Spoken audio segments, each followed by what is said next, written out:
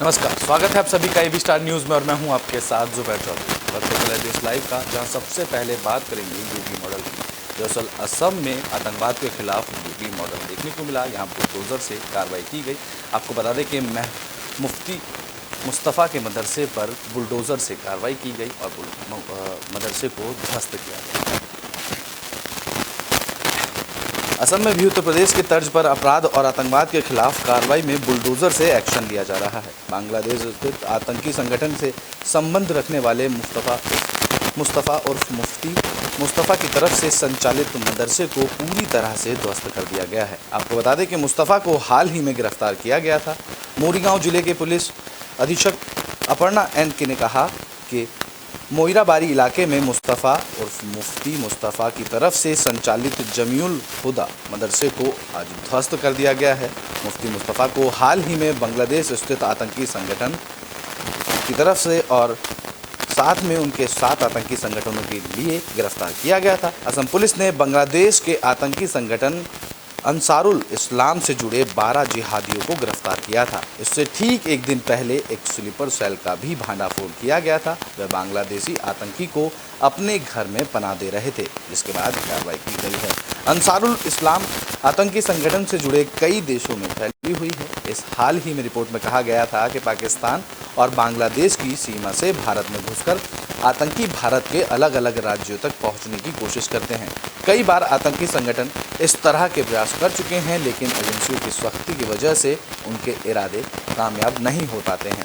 आंकड़ों के मुताबिक पिछले 5 सालों में 2021 में बांग्लादेश और पाकिस्तान से सबसे ज़्यादा घुसपैठ हुई है। बड़ी संख्या में घुसपैठियाँ पकड़े भी गए हैं। तो लेकिन अब असम में योगी मॉडल के तर्ज पर उत्तर प्रदेश की तरह ही बुलडोजर से कार्रवाई की गई, जहां मदरसे को ध्वस्त कर दिया गया। बता दें कि मदरसा मुफ्ती मुस्तफ़ा का था, जिसको पूरी तरह से ध्वस्त कर दिया गया।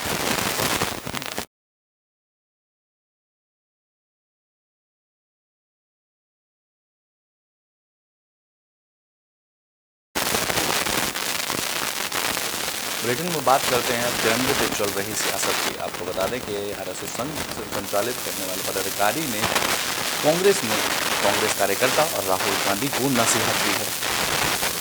पीएम नरेंद्र मोदी की अपील के बाद भी सोशल मीडिया अकाउंट्स की प्रोफाइल पिक्चर के रूप में तिरंगे की तस्वीर नहीं लगाए जाने के मामले में आरएसएस ने आलोचकों को नसीहत दी है। संघ के एक वरिष्ठ पदाधिकारी ने राहुल गांधी और कांग्रेस का नाम लिए बगैर कहा कि तिरंगे पर राजनीति नहीं की जानी चाहिए। उधर राहुल ने लगातार दूसरे दिन इस मामले में संघ पर निशाना साधा। इस पर कांग्रेस का नाम लिए बगैर संघ पदाधिकारी ने कहा कि वह पार्टी ऐसे सवाल उठा रही है जो देश के विभाजन की जिम्मेदार है।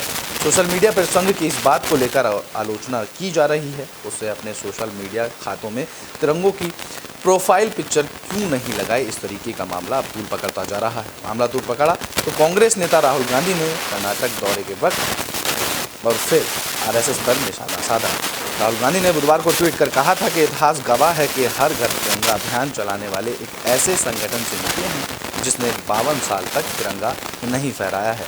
उन्होंने कहा कि स्वतंत्रता संग्राम के समय वे कांग्रेस पार्टी को रोक नहीं पाए और आज भी रोक नहीं पाएंगे। कर्नाटक खाद्य ग्राम उद्योग के सभी साथियों से मिलकर बहुत खुशी हुई, इस तरीके के बयान राहुल गांधी ने दिए। इसके बाद उनको नसीहत भी दी गई। आपको बता दें कि एक वरिष्ठ पदाधिकारी ने राहुल गांधी और कांग्रेस का नाम लिए बगैर तिरंगे पर राजनीति को लेकर कहा है कि तिरंगे को लेकर राजनीति नहीं की जानी चाहिए। तो उधर राहुल गांधी ने भी निशाना साधा। इस पर कांग्रेस का नाम लिए बगैर संघ के पदाधिकारी ने पार्टी पर सवाल खड़े करे और उन्होंने कहा कि जो पार्टी देश के विभाजन की जिम्मेदार है उसको ऐसा नहीं कहना चाहिए।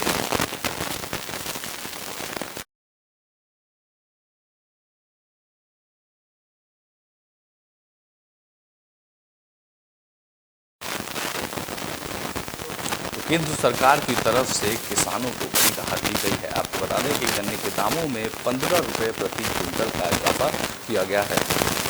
केंद्र सरकार ने 2022-23 के लिए गन्ने के दाम में 15 रुपये प्रति क्विंटल की बढ़ोतरी की। गन्ना किसानों को चीनी मिले और 305 रुपये प्रति क्विंटल का भाव सरकार देगी। सरकार ने बुधवार को कैबिनेट की मीटिंग में 15 रुपये प्रति क्विंटल बढ़ाने का फैसला लिया है। इसे 2022-2023 के लिए बढ़ाया गया है। इस फैसले से 5 करोड़ गन्ना किसान और उन पर निर्भर रहने वालों के लोगों को फायदा होगा। साथ ही इस क्षेत्र और चीनी मिल में काम कर रहे 5 लाख कामगारों को भी इस बिजनेस का फायदा मिलेगा।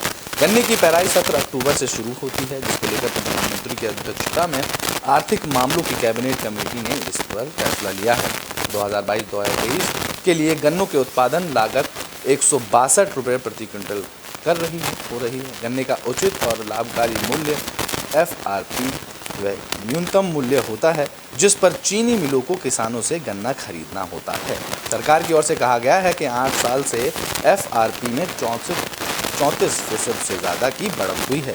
चीनी की कीमतों में गिरावट को रोकने के लिए सरकार ने प्रति किलो चीनी की कीमत 31 रुपये निर्धारित की है। सूत्रों के मुताबिक चीनी की निर्यात की सुविधा और बफर स्टॉक बनाए रखने और इथेनॉल उत्पादन क्षमता बढ़ाने और किसानों के बकाया की निकासी के लिए चीनी मिलों को 18,000 करोड़ रुपए से अधिक की वित्तीय मदद दी गई है।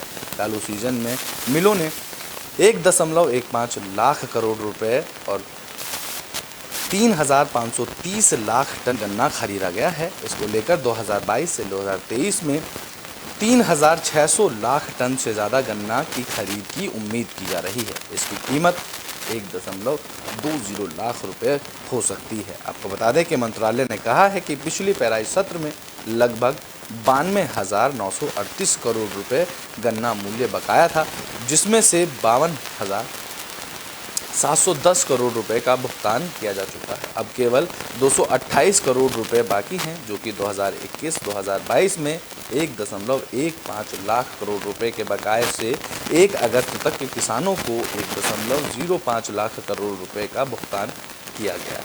इसको लेकर अब किसानों को बड़ी राहत दी गई है और गन्ना उत्पादन और गन्ने फैक्ट्री से जुड़े मजदूरों को भी इसका फ़ायदा मिलेगा, क्योंकि केंद्र सरकार ने गन्ने के दाम बढ़ा दिए हैं। गन्ने के दाम में 15 रुपये प्रति क्विंटल का इजाफा किया गया है, जिससे कि 5 करोड़ गन्ना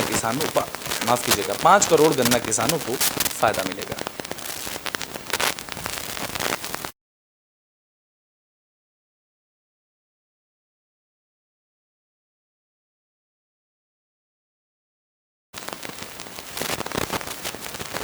तो 15 अगस्त के दिन आतंकी हमलों को लेकर अलर्ट जारी किया गया है। आपको बता दें कि IB ने इसको लेकर दिल्ली पुलिस को इनपुट भेजा है।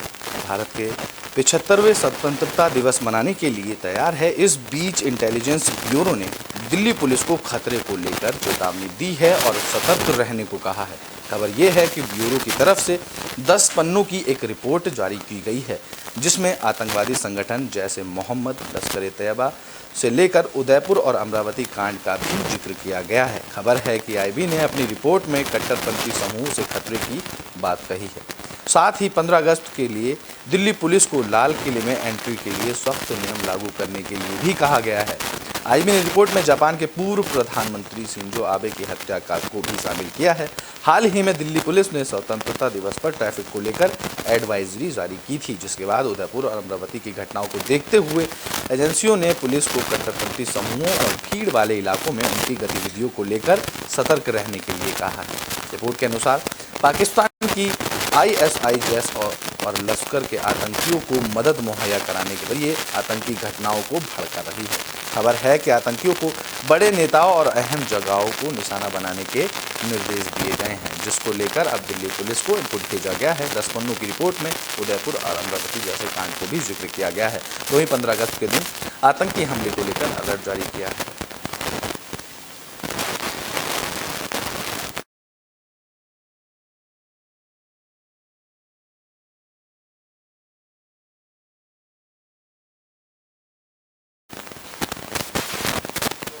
ब्रिटेन में बात अब कोरोना मामलों की कर लेते हैं।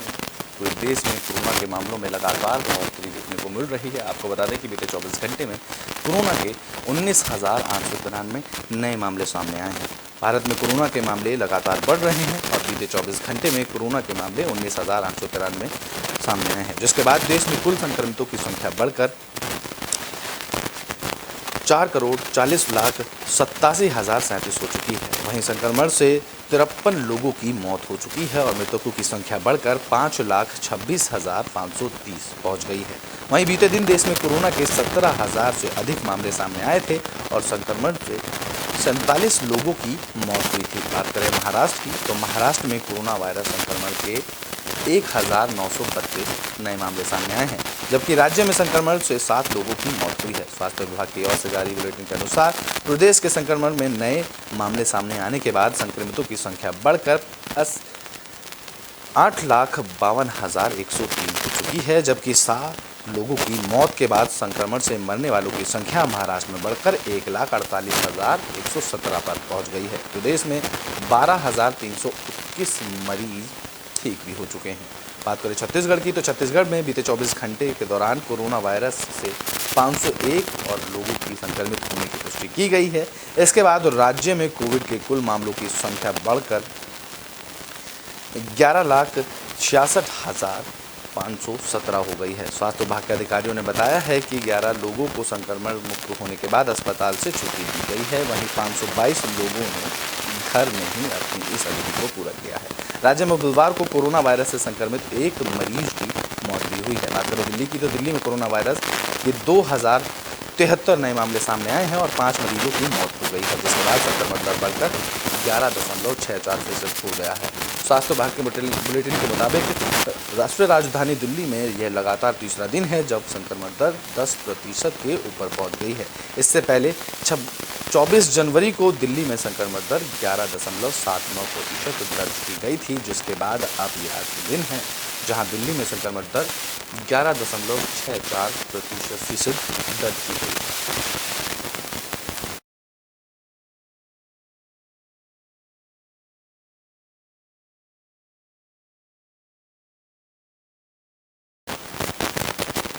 तो देश भर में कोरोना के मामले लगातार बढ़ते जा रहे हैं, जिसको लेकर एडवाइजरी जारी कर दी गई है। आपको बता दें कि देश के साथ देश की राजधानी दिल्ली में भी कोरोना के मामले लगातार बढ़ रहे हैं। आपको पूरे देश की बात करें तो देश भर में पिछले 24 घंटे में कोरोना के मामले 19,000 के पार रहे हैं। देश लाइव में अभी के लिए बस इतना ही। देश और दुनिया की तमाम खबरों के लिए देखते रहें।